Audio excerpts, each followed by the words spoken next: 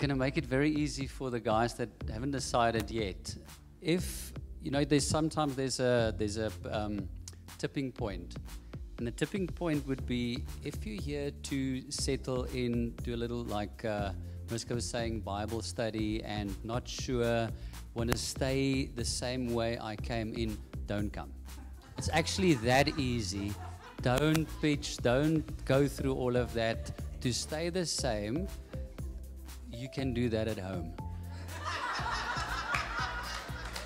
But if you are willing to be stretched and to be exposed to a realm that is more real than the one that we are operating in now, then this is for you.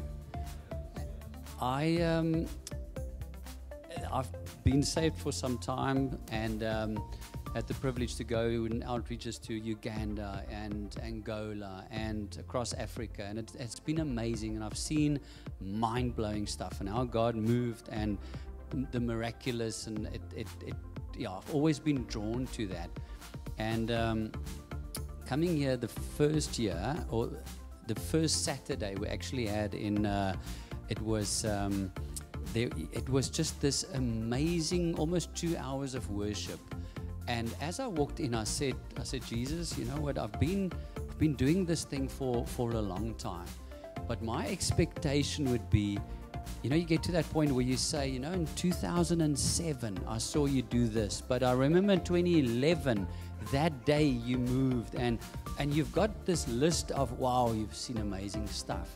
And you carry that with you. And I said, but today must be like there's a stage, there's a step where all of that combined, my expectation is all of that combined must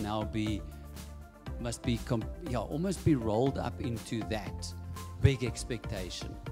And I arrived, and that was my heart. And after 2 hours of worship, there was this, the invitation was, there's a river is flowing, and get into the river. It's almost like the Jordan. And the Holy Spirit showed me, and I had to go check it later on, where before they went into the Israelites, as they came out of Egypt and they went into the Promised Land, it was the Jordan.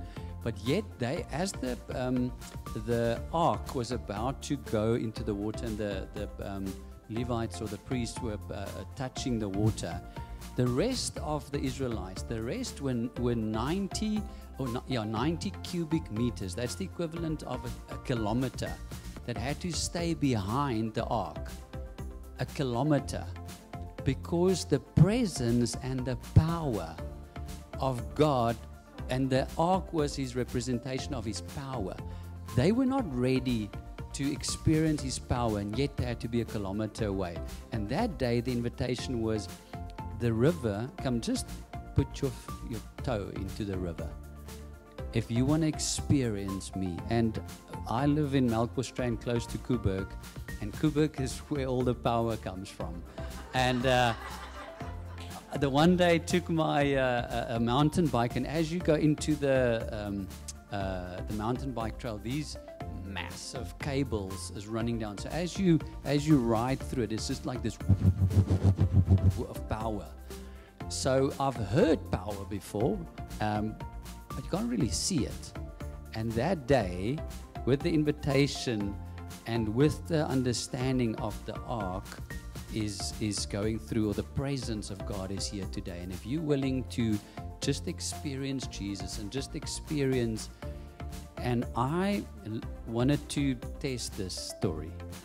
So there was just a mat. There's nothing there. It's just these presences here, and come swim in the river if you want to come. And I literally, and I'm going a little bit. And as I touched my toe into the river, that same electricity of Coburg hit me. And I was standing there like I was hanging onto these poles for 30 minutes. I could not move. It was, and I was never the same again. That it was a half an hour in the presence of Jesus, and my 40 years prior to that, all rolled into my expectation or understanding of in His presence.